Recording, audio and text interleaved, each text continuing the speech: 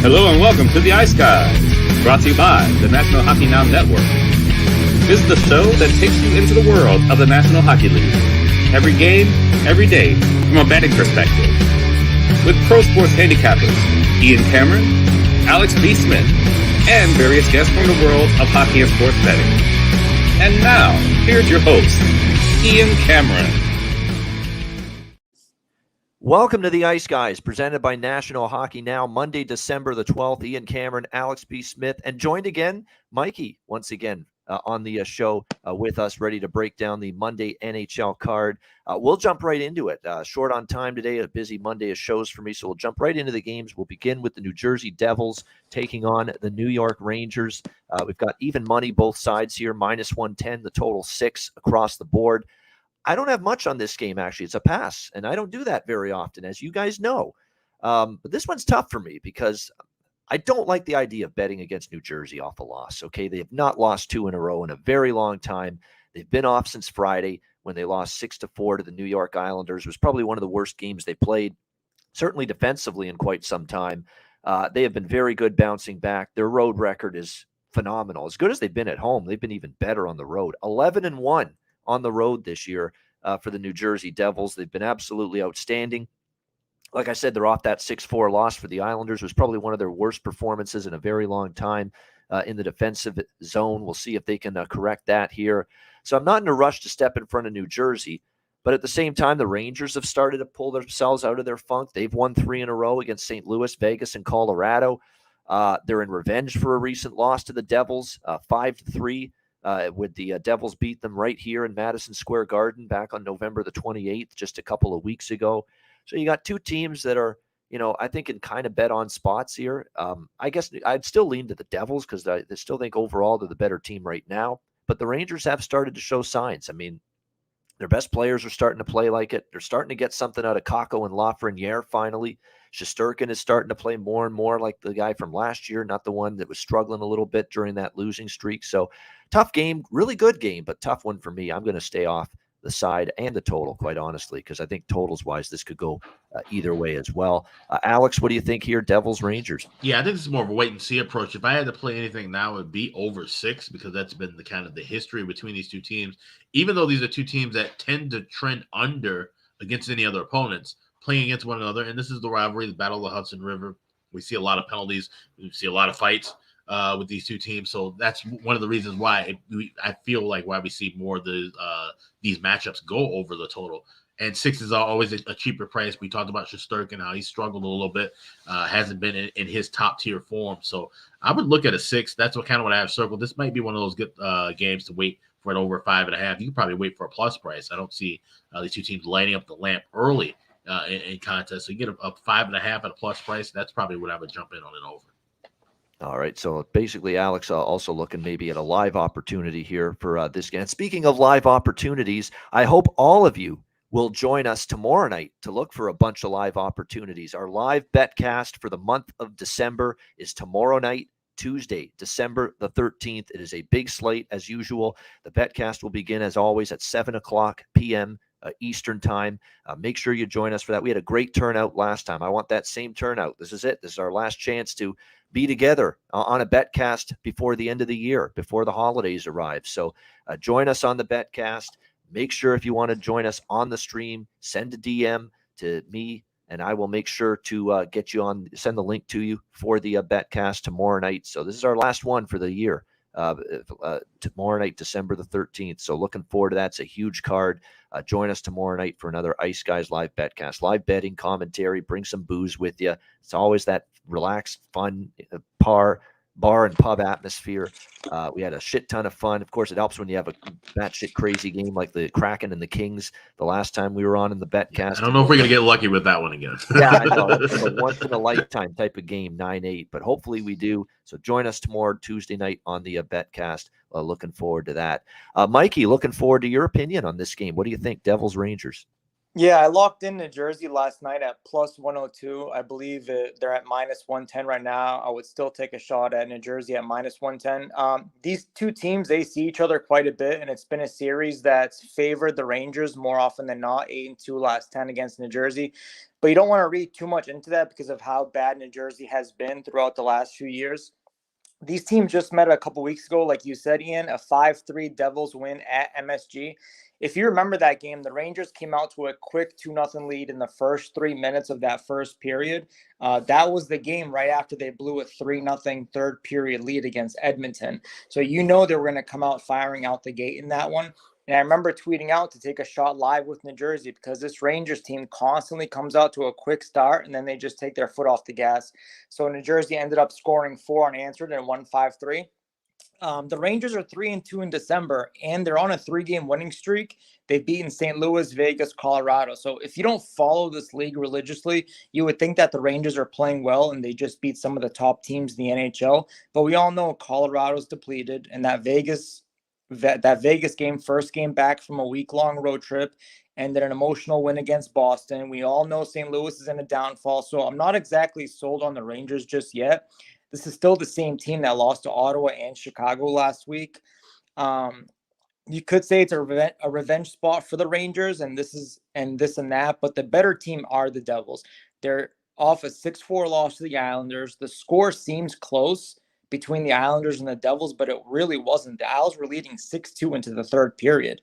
We haven't seen New Jersey get beaten like that since they started the season 0-2, and fans were chanting "Fire Lindy." So the Devils have been great off a loss this season, 4-1 off a loss. They haven't lost back-to-back games since opening the season 0-2. I do think the Rangers will be focused on this one since it's division rival that they just lost to a couple weeks ago. But until further notice, you get New Jersey at these odds against a team that they're definitely better than, then you take a shot. Also, Igor, he has decent numbers overall against New Jersey, but his home road splits this year are just night and day. 2.80 goals against at home compared to 2.09 on the road. 8-0 on the road, 5-4 at home. And he just allowed 4 to New Jersey a couple weeks ago. So I got to take a shot at the Devils here at -110. So what Mikey is saying, we've got a reverse Carter Hart thing going right now with Igor Shesterkin a little bit, where he's actually been better on the road than he's been at home, and something to monitor moving forward. And no doubt, because again, it was a good road trip there for him, better. But a lot of that on the road, we'll see if he can bring that performance level back to where it needs to be. As far as props go, this is more of a prop game for me. Nathan Bastian's out for the New Jersey Devils. I should point that out as well. Good depth forward, but you look at the way the lines are going to be dispersed tonight. Dawson Mercer moved up to the second line. Bratt's back on the top line, so Bratt might be worth a look here tonight. Woods moving up to the third line with McLeod and Zetterlund, so there's some options, guys moving up the lineup, maybe some value with their prop. And then the New York Rangers, I will stick to the fact that as long as he's playing on the top line, I will be interested in Alexis Lafreniere with Zibanejad and Kakko on that top line. And he's starting now to percolate a little bit, Lafreniere, the last few games. So player prop involving him would be of interest to me as well tonight. Dallas Stars and Pittsburgh Penguins next up. Pittsburgh -130, home favorite, 6.5 the total in this game. I think all things are equal here with the Penguins here. The price is reasonable to back them here, -130. I do like Pittsburgh in this game, -130 or so. They've won 5 in a row, beating Vegas, St. Louis, Columbus, and Buffalo at home. And they also, of course, had a road win in overtime against Buffalo before that, in the first of the back-to-back that they played against the Sabres over the weekend. I think when you look at this, Chris Letang came back from that scare he had with the stroke, returned to the lineup Saturday night in the win against Buffalo. How about going from a stroke earlier in the week, a second of his life, which is scary stuff for a guy that's only 35 years old, to 22 minutes of ice time Saturday? How does he do it?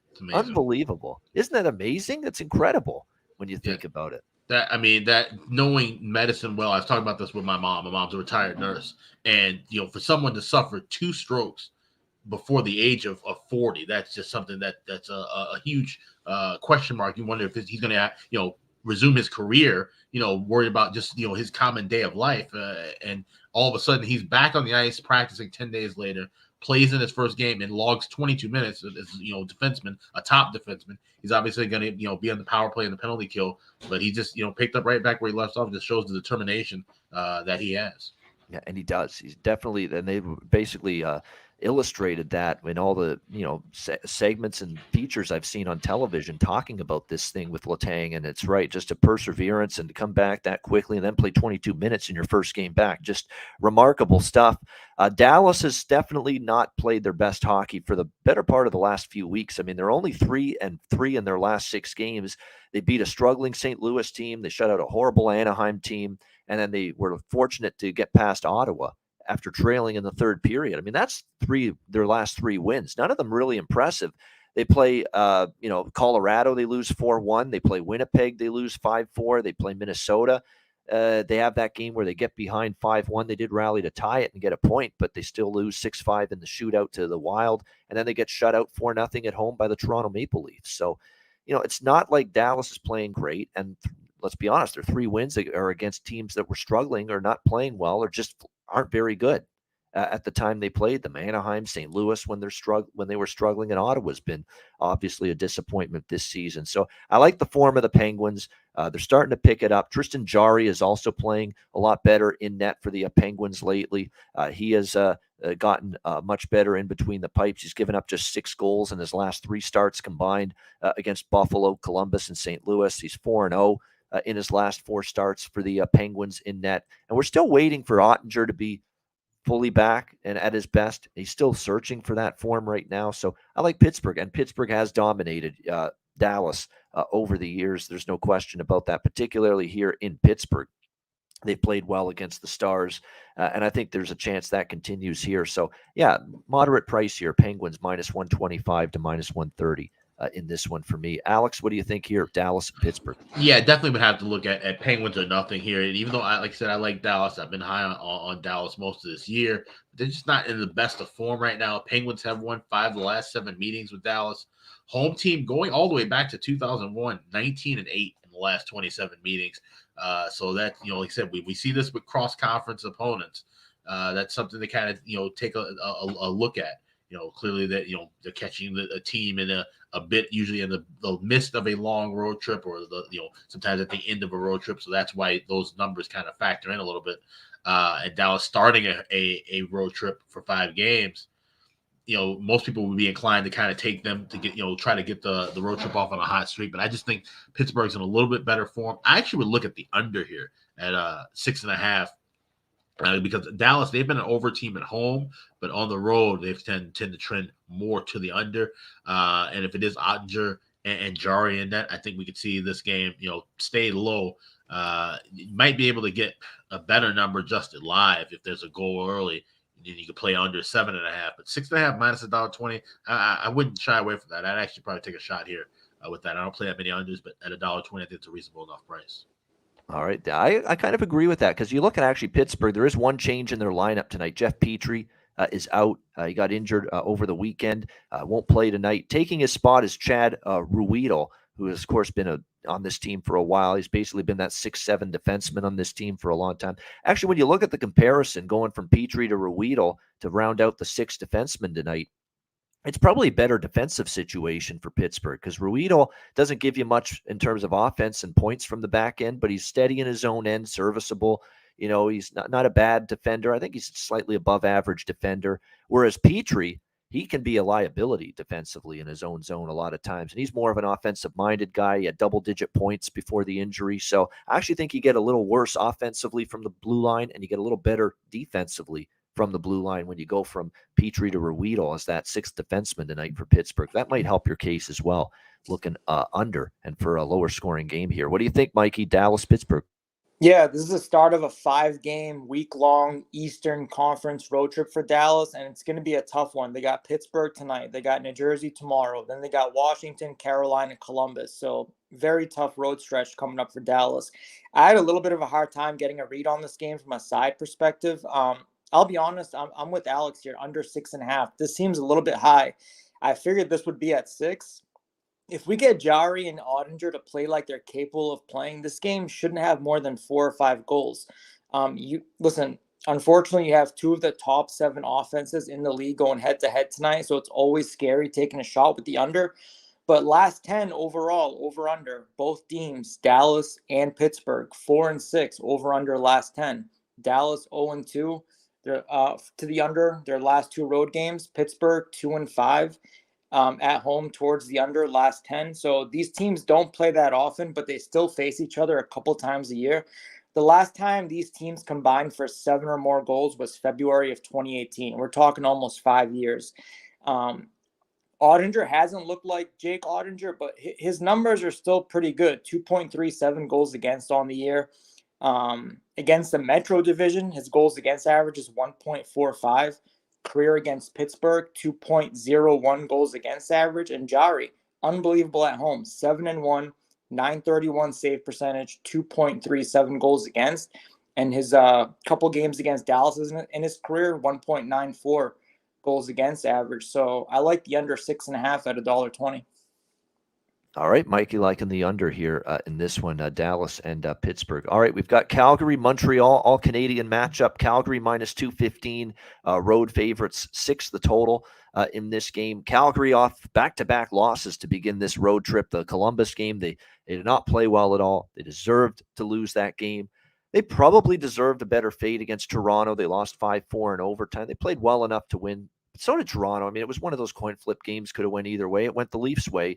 They won in overtime, a game where Darryl Sutter voiced his displeasure about the penalties. And as I said on yesterday's show, look, there were a lot of penalties on Calgary. I agree. I mean, it was insane how many penalties were called on Calgary. But if you actually look back at them, a lot of them were warranted.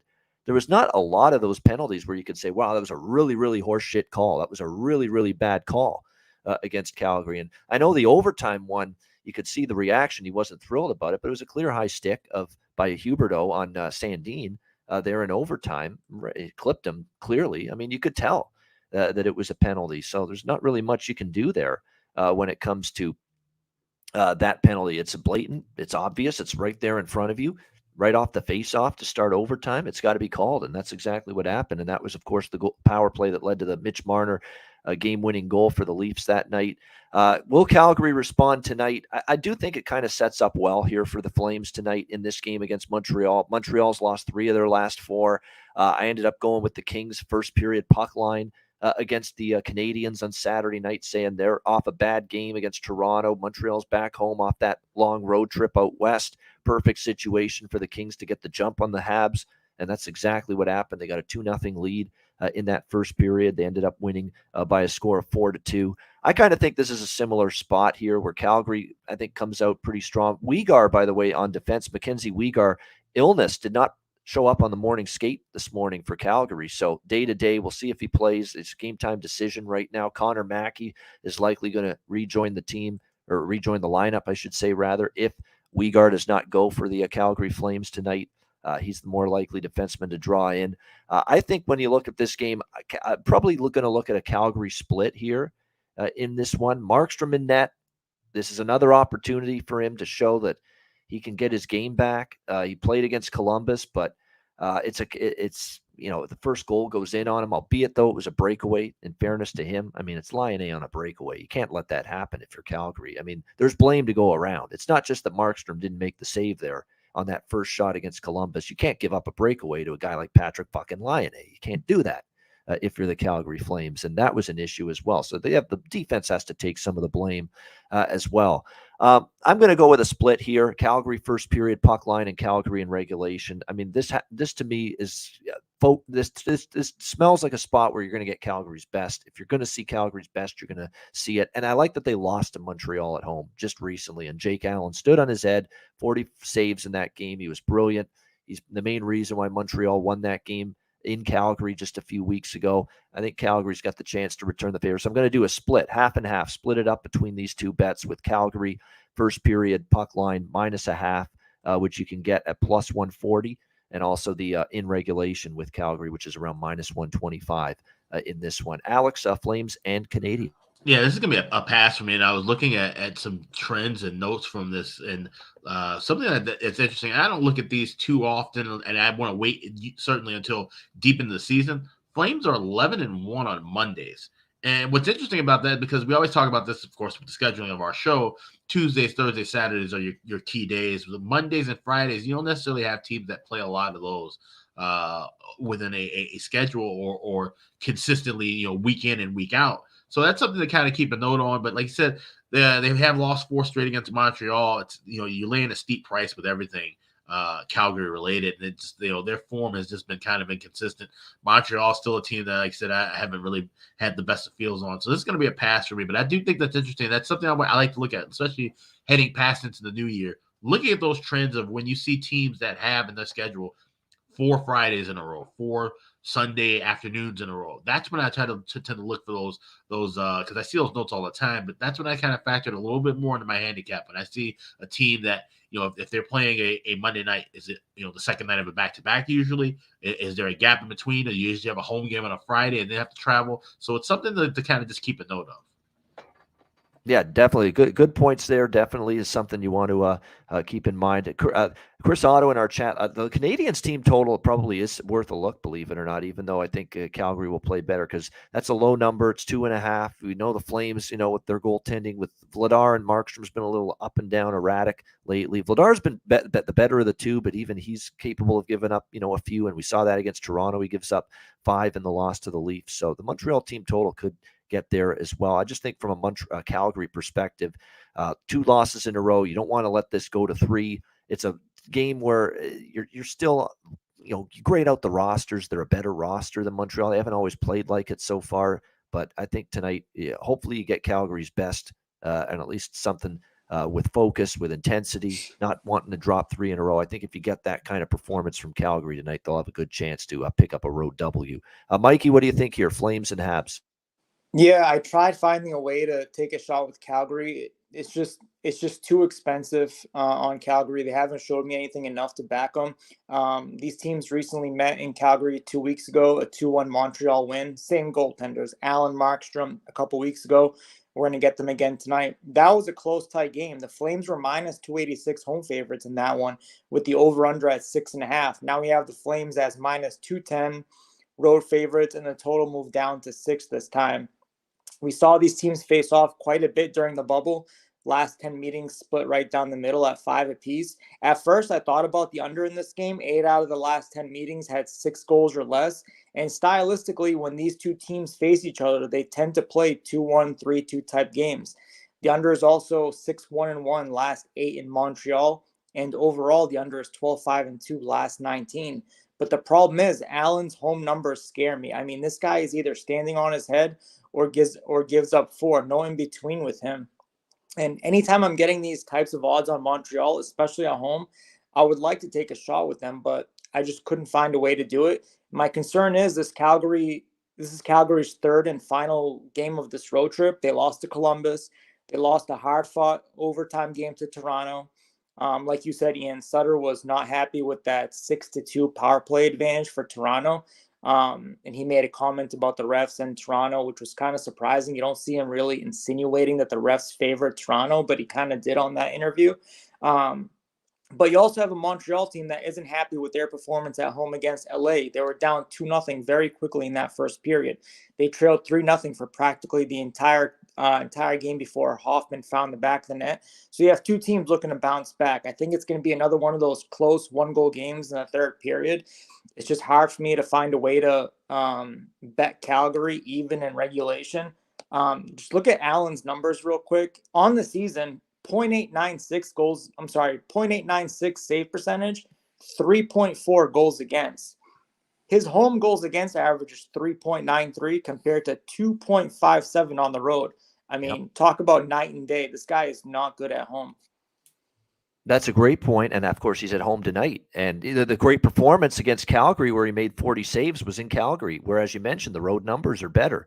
His road goals against is much better. Jake Allen on the road compared to at home. So that's another thing that might work in the Flames' favor tonight. And facing Allen again, maybe a better opportunity where to find his weaknesses and his tendencies. So yeah, that definitely is a little angle that benefits Calgary. But again, can Calgary have that 60-minute performance on the road? I hope so. I'm banking on that as taking them first period puck line and in regulation tonight. We'll see if they can get the job done here against Montreal. Prop-wise, I'm sticking to my guns with Matthew Phillips. He finally made his debut the other night. He's still around this crazy price of plus 600. in a lot of different books to score a goal tonight. Brzezinski on that same line is probably worth a sprinkle as well with what you're getting, but definitely Matthew Phillips. I mean, he's the guy that was one of the top goal scorers and point producers in the AHL before getting the call up, plus 625 at Caesars to score a goal. Just sprinkle a little something. I think he's going to get on the board at some point, as long as Sutter keeps putting him in the lineup for the Flames. All right, next up, we've got Anaheim and Ottawa. Ottawa minus 220, home favorite, 6.5 the total. I certainly would consider and lean strong to Ottawa's team total in this game, but it's 3.5. It's minus 140, coming off a road win against Nashville, 3-2 on a Saturday afternoon. Very impressive win, actually, to beat Nashville. And to be honest, they probably should have beat Dallas as well. They had a 3-2 lead. Forsberg gives up just a horrendous goal for the tying goal in that game. And then the Stars win in overtime 4-3. But really, they should have won both of those. They definitely played better in those last two games after really a debacle against LA at home, where they fell behind early very quickly and really never recovered from that point on. Anaheim, shame on me for saying, hey, the Carolina game would be a bit of a turning point for them. It did not happen. They beat Carolina. It certainly looks like an anomaly when you see them follow it up with a 6-1 drubbing at home against the lowly San Jose Sharks. I mean, that tells you all you need to know about Anaheim this season. They just cannot seem to get on any sort of traction, any sort of rhythm whatsoever. They're 2-14 on the road this season, 0-7 losing streak on the road entering this game, 0-7 their last 7 road games. I want no part of Anaheim here. I'd probably look to Ottawa, but I prefer the team total than the regulation line. Either way, probably not going to bet that because the team total is minus 140 to minus 150 in most spots. So just a lean to the team total for the Sens. Other than that, probably going to stay out of this one. Alex, Ducks and Senators. Yeah, this is a clear pass. There's no way I would definitely be looking at laying a price with Ottawa. He said they've been playing a little bit more competitive hockey, but this just seems like it could be one of those scenarios where they lay an egg against a bad Anaheim team, or they just blow out a bad Anaheim team. There's not much to trust between these two clubs right now. And what's a bad card on this night? This is by far, I think, the worst matchup. So this is a clear pass for me. Yeah, I mean, I want to bet both teams, especially Anaheim, over the total, but the series history has been insane to the under. And we're talking 6.5, and it's like 9-1 to the under. And we've seen, we saw 5-1 in Anaheim just a few weeks ago with Ottawa winning. Then it was 2-1, 4-0. There was one game that got to 5-2 and 3-2, 4-0, 2-1, 2. Like just a lot of low scoring hockey historically with these two teams. So even has to be lukewarm when it comes to the totals. Yeah, unless you have Ilya Brizgalov and old Dominic Hasek from the same, from the Sens era coming back to play goal. I don't trust the 6.5 with any of the combination of these 4 goaltenders. So. That's true as well. No doubt. Stolars and Gibson, although bad defense has really hampered their efforts, and Forsberg and Talbot, they've been a picture of inconsistency this year as well in between the pipes for the Ottawa Senators. Mikey, how about you? Anaheim, Ottawa. Yeah, I'm with you guys. I couldn't get to the window here. It's just too expensive. I mean, obviously it's Ottawa or a pass, but too pricey. Regulation is minus 140. The -1 is minus 139. Just can't do it. Ottawa has been a little bit disappointing, in my opinion, this season. We're approaching the 2-month mark of the season, and they still really haven't gotten their game going in the consistency department. I mean, we're at that point now, 25 or more games in. We know who these teams are. Whether it's a bunch of new players, a new system, or a new coach, we're at that point now, 25 games. You should be settled in. And Ottawa, for whatever reason, hasn't been playing up to their standards. I mean, ideal scenario here, Anaheim scores first, take a live shot at Ottawa, but I can't get to the window with this. It's very interesting because I'm just looking at some things here involving the Anaheim Ducks and John Gibson day-to-day right now with an illness which he suffered against San Jose. I'm not totally sure if he's with the team right now. Stolars, meanwhile, he's been banged up a little bit too. And we might actually see Lucas Dostal tonight for the Ducks. Not for sure. We haven't had a confirmation yet either way, but it's looking like there's a chance he gets in the net because he's been called up to the Ducks right now. And of course, he is someone that's been in the organization now for a while. He was called up on Saturday because of the illness to John Gibson. Dostal, 4 games with Anaheim last year, 1-2, 2.98 goals against average, 907 save percentage. So keep an eye on that if you're going to bet this game, because Anaheim's goaltending could go in a bunch of different ways as far as who's going to be in between the pipes tonight against the Ottawa Senators. All right, we go to Edmonton now and Minnesota. Man, this is like the third game in the last 10 or 11 days between these two teams. They played in Minnesota a couple weeks ago. They played in Edmonton last week. Both the home teams winning both of those games. And now we're back in Minnesota tonight. Minnesota minus 130, home favorite, 6.5 the total in this one. Lean Minnesota. I don't think I'll bet a side here, but I'd certainly, obviously, this is the situation I kind of favored Edmonton in last week between these two teams, where Edmonton lost the game before back home, that they'd find a way to win and maybe end that losing streak that they had against Minnesota. And they did that. They played a very good game. I thought that 5-2 win at home last week against the Wild. But now it's the Wild looking to avenge that loss in Edmonton last week, coming off a dominant, well, not dominant, but dominant in the scoreboard. But I'll tell you what, early in the game, or in the second period, Vancouver had a bunch of chances to get back into the game. And Gustafson was very good. And that's why I lost that Minnesota-Vancouver over. He was very good in net for the Wild. I don't know if I've seen many games where Gustafson's played better, honestly, than he did the other night against the Vancouver Canucks. So Minnesota gets the impressive 3-0 shutout over Vancouver, bouncing back after the loss to the Oilers. Fleury is going to be in net tonight for the Minnesota Wild. Stuart Skinner, once again, no surprise there, in net for the Edmonton Oilers. Jack Campbell, still the forgotten man when it comes to this team as of right now. Edmonton, 7-5 on the road, but they have had a real tough time, of course, in Minnesota, including, of course, losing the only meeting this year in Minnesota between these two teams. Long term, they're 7-27 in the last 34 trips to Minnesota, this Edmonton Oilers team. And of course, when they played in Minnesota, like I said, December 1st, they lost that game 5-3. It continues to be an over series history with the Edmonton Oilers against the Minnesota Wild head-to-head. And yes, the Minnesota over streak did get snapped, obviously, at 8 games with that 3-0 shutout win against the Vancouver Canucks. But if you watched that game and you were on the first period over or the full game over, my goodness, you deserved a much better fate. I mean, Spencer Martin was ridiculous in the first period because Minnesota could have been up 4-5-0 Saturday night after that first period. Spencer Martin was absolutely outstanding, did everything he could to give Vancouver a chance, keep them in the game.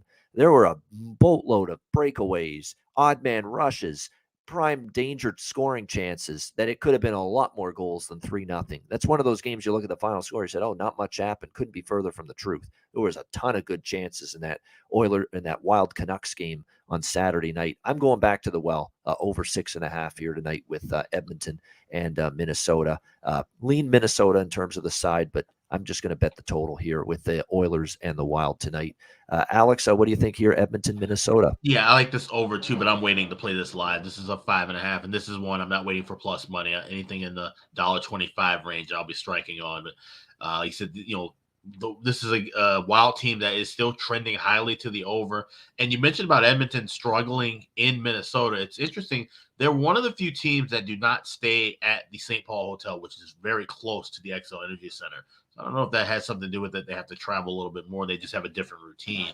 But that's something that I have in my notes, and I had that in my notes because the last time they played, they came in very late. There was an uncharacteristically late start because of a TNT broadcast with the Oilers and Blackhawks. The game goes into overtime. They have to fly in very late, and they said, second night of back-to-back, they just kind of fell flat. But you wonder if the spots in which they have to come into town, granted, they've had a few days off between games.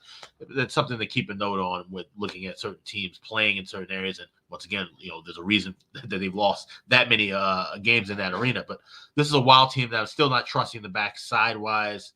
They've really been up and down with their offense. I haven't seen them really explode like we know they can. This is a team that if they get their shit together, they can score 5 or 6 goals every given night. But they have some issues offensively. They have some issues passing the puck still.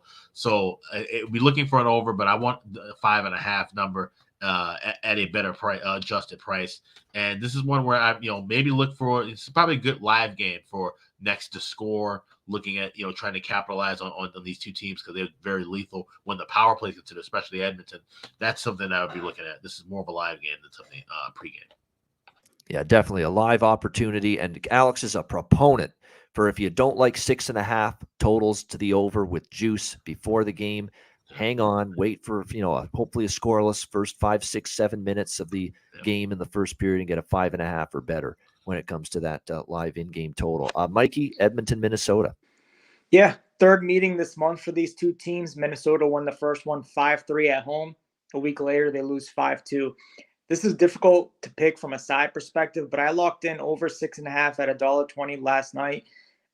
Fleury was in net for both those games against Edmonton, while the Oilers used Campbell in the 5-3 loss and they used Skinner in the 5-2 win. Minnesota, like you said, Ian, mini games have been high scoring this month, except for that last game at Vancouver, which obviously should have gone over. 68 shots, 5 power plays. Expected goals for was 3.9 to 2.9. So if you cash that under, I mean, you should go play the lottery ticket because that game should have definitely gone over the total. Fleury concerns me. Fleury, 3 or more goals allowed in his last 6 starts. Fleury at home, his goals against average is 3.98 compared to on the road 2.58. I mean, colossal difference. He has not been that great at home. If you focus just in December, Minnesota is ranked 3rd and Edmonton is ranked 7th in goals for 5-on-5 just in the month of December. Both teams finding the back of the net. Some props to consider. I locked in Zuccarello over 2.5 shots on goal at -110. He had 3 shots in the first game and 3 shots in the second game against Edmonton. He scored twice as well. Zuccarello, 3 or more shots in 8 straight games now. He's 4th on the team in shots on goal, averaging 2.7 at home. And he's on the top line tonight with career and steal. If you like those anytime goal scorer props, you got Draisaitl and McDavid scored twice in both games against Minnesota. Eriksson Ek, he had 10 shots on goal, scored twice. Kirill had 9 shots on goal, found the back of the net. And Sam and Steele, 7 shots on goal, found the back of the net. So tons of player props in this one, but I love Zuccarello over 2.5. There we go. Player prop recommendation there in this one from Mikey. You know what? Sam Steele, I think, is worth a look to score a goal. Terry's onto it too. Connor Dewar lately for the Minnesota Wild, just absolutely outstanding. I mean, three goals in the last 5 games, 5 points in the last 5 games as well. But Steele as well. Steele's gotten a lot of ice time now with where he is in the lineup, obviously playing right up there for the Wild lately. Then he's getting more shots on goal, more opportunities. I think definitely there's value with Sam Steele, and he did find the back of the net as well in the win against the Minnesota, against the Canucks, and he's obviously centering Zuccarello and Kaprizov, and obviously there's going to be a lot of instances where he's deferring to those two guys with the puck, but definitely Sam Steele probably worth a look, and his points as well.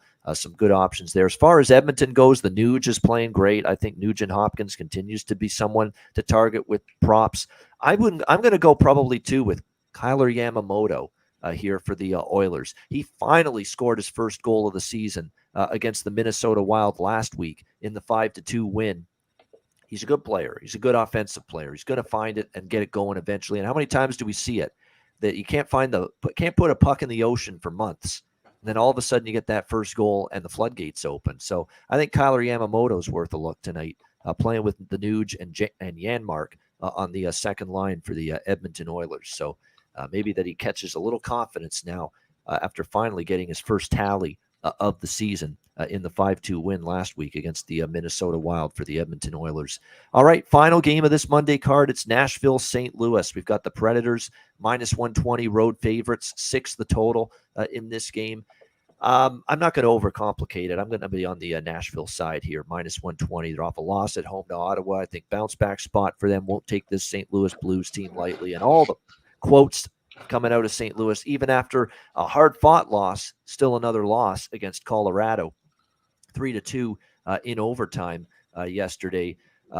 Just can't find a way to win, can't find a way to close. 2-1 Blues. They get the late goal, and then they let Colorado tie it up in the final minute, 2-2, and end up losing in overtime. Just a deflating loss. And now they're at a rest disadvantage, playing back-to-back. No travel, but still they had to play yesterday. Nashville did not. Nashville now off 2 straight losses. And to be honest with you, Nashville's picked up their play on the road as of late. We've started to see them win some games away from home, like beating the Devils, beating the Islanders, on their last road trip. They were able to do that.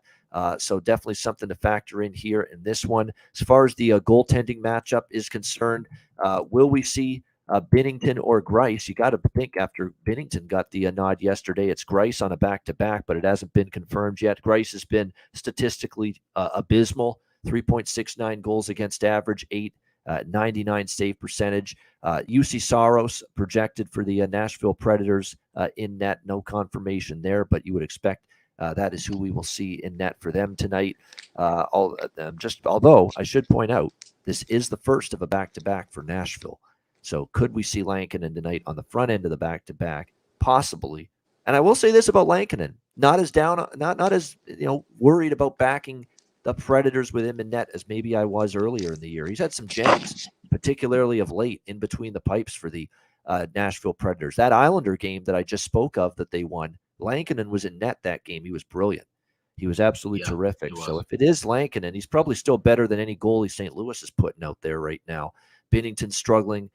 Greiss has been awful last year with Detroit, this year again with St. Louis. So, yeah, I like Nashville. I'm not going to overcomplicate it. I think they're obviously a team I think's a little bit better right now, better form. And all the quotes from St. Louis are bad. We have no confidence. We can't get anything going.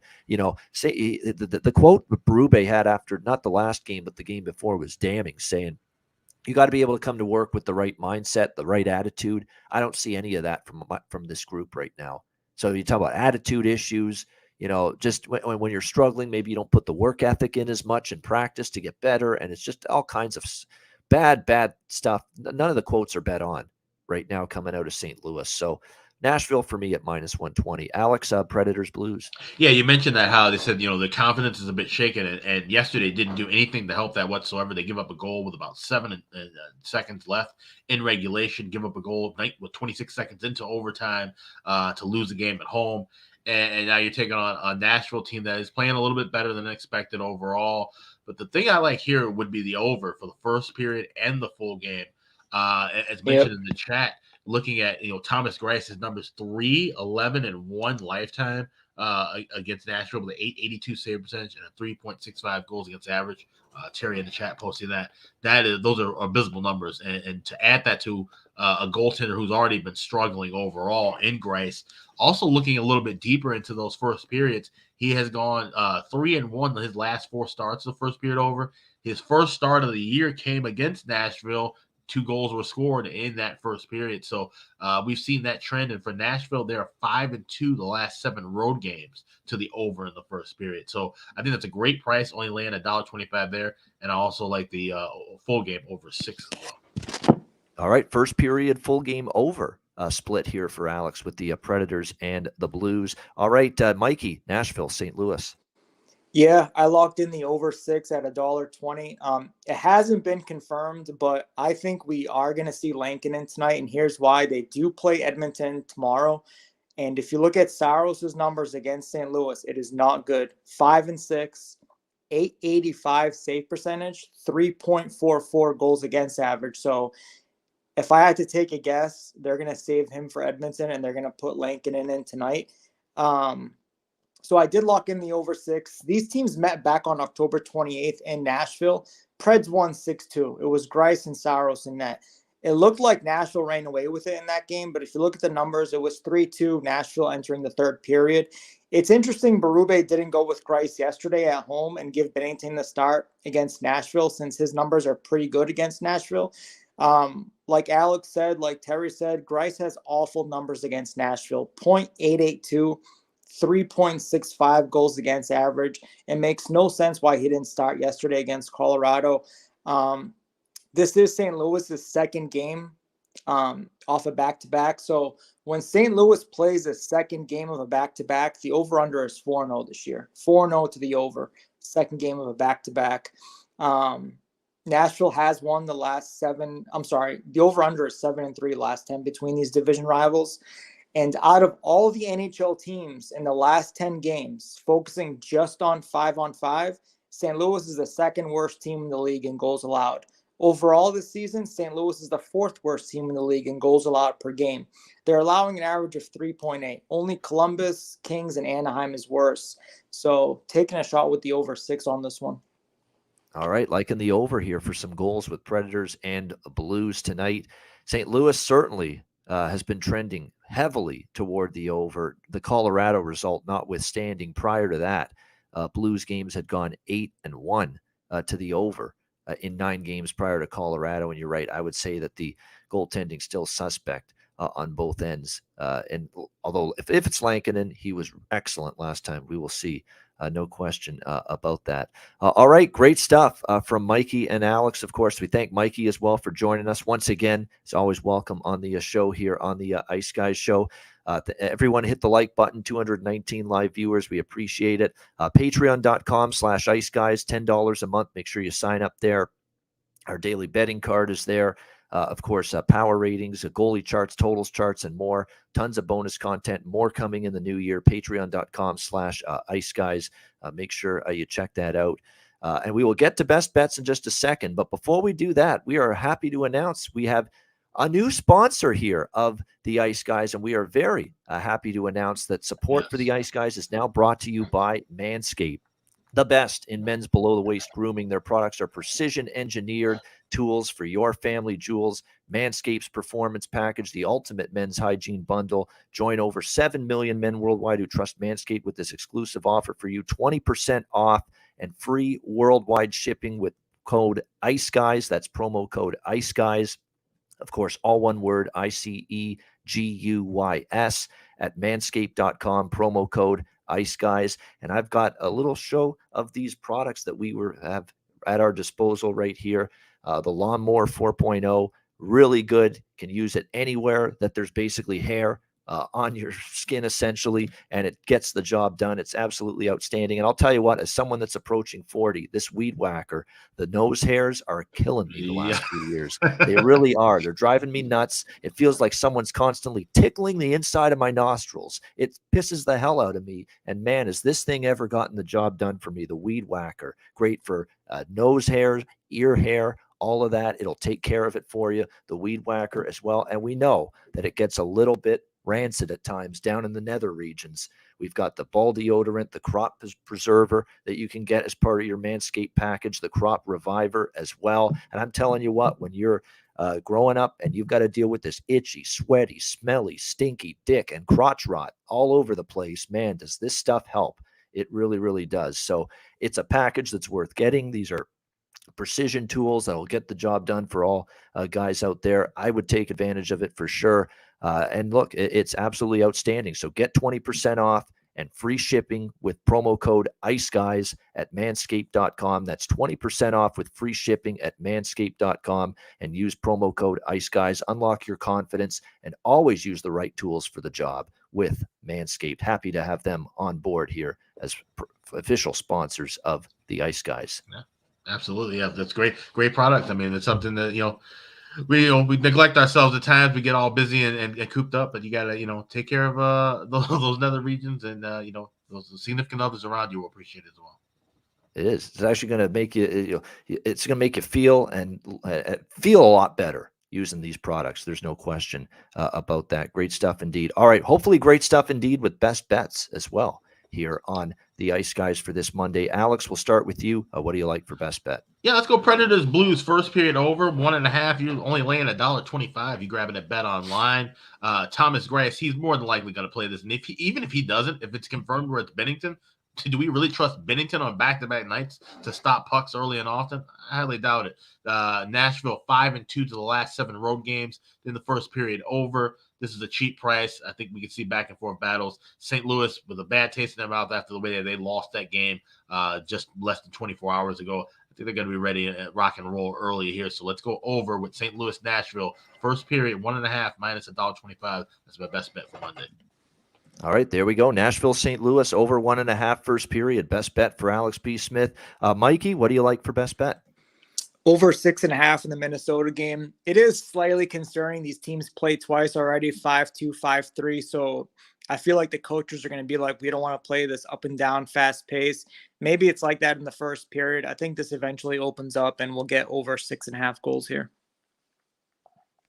Over 6.5 for this one. Edmonton, Minnesota. Best bet for Mikey on this Monday. And my best bet, yeah, I know there's trepidation from some people in the chat. I get it. It's not a bargain, but I think it's the right spot to buy in and the right time. And as we saw Saturday night, if a team comes ready and focused and plays a good, strong, hard 60-minute game against Montreal, you can beat them.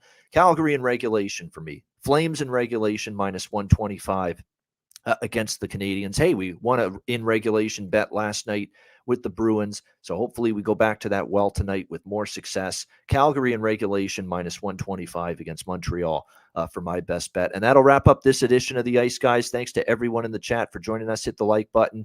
Alex is out tomorrow, but he'll be back Wednesday on the Ice Guys show. And he'll be with us, of course, on the Betcast tomorrow night at 7 p.m. Eastern. And another reminder, join us for this Betcast. We want a good turnout. Everybody jump on the stream with us, even if it's just for 5 minutes to say hello. Someone just joined us the last Betcast just to say hello and say they love the show. That's it. They just want to come on and just say, hi, I love what you're doing. Thanks for it. Thanks for doing the show every day. And that was it. So even if it's just 5 minutes, we'll send you the link. You can join us tomorrow night on the Ice Guys Live Betcast starting at 7 p.m. Eastern time on Tuesday night. A huge NHL slate. So make sure you join us for that. No question about that. It'll be fun as it always is. The Ice Guys Live Betcast tomorrow night on Tuesday, starting at 7 p.m. Eastern time. For Alex B. Smith and Mikey, I'm Ian Cameron. Have a great Monday night. Enjoy the games and good luck. And we will talk to you again tomorrow on Tuesday, a daily double Tuesday of the Ice Guys, our daily show at 2 p.m. Eastern. Kevin from Arizona, a very good NHL bettor, will be joining me on the 2 p.m. show, the daily show tomorrow, and then the Betcast at night, 7 p.m. Eastern tomorrow. Join us again for the Ice Guys presented by National Hockey Now.